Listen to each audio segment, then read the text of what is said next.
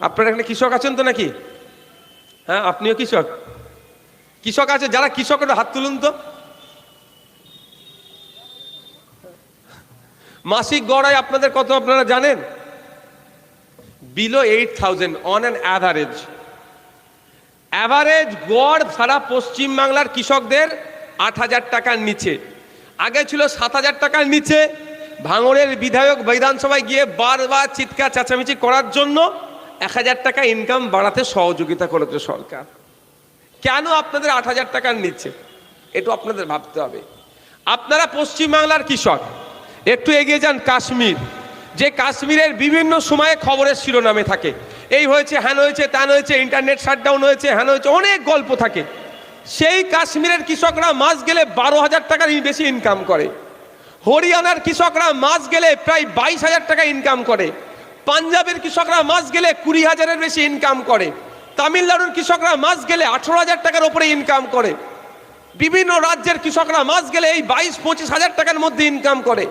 সর্বোপরি পাহাড়ের ওপরে একটা রাজ্য আছে, পুরো পাহাড়ের ওপরে, তার নাম হচ্ছে মেঘালয়া। মেঘালয় রাজ্যের কৃষকরা মাস গেলে 30,000 টাকার উপরে ইনকাম করে। আর আপনি 8,000-এর নিচে ইনকাম করছেন। কেন ভাই?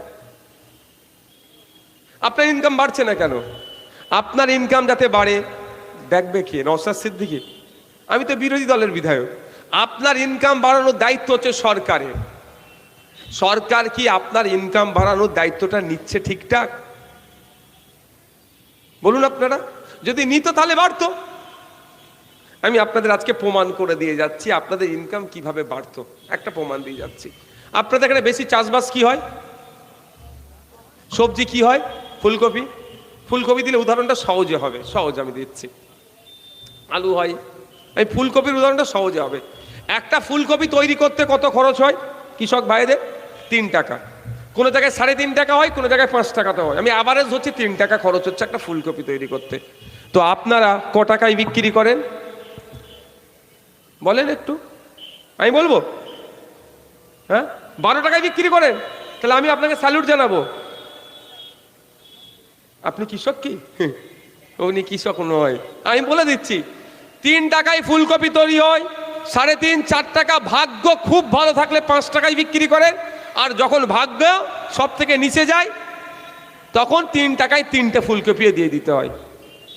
বলছি নাকি?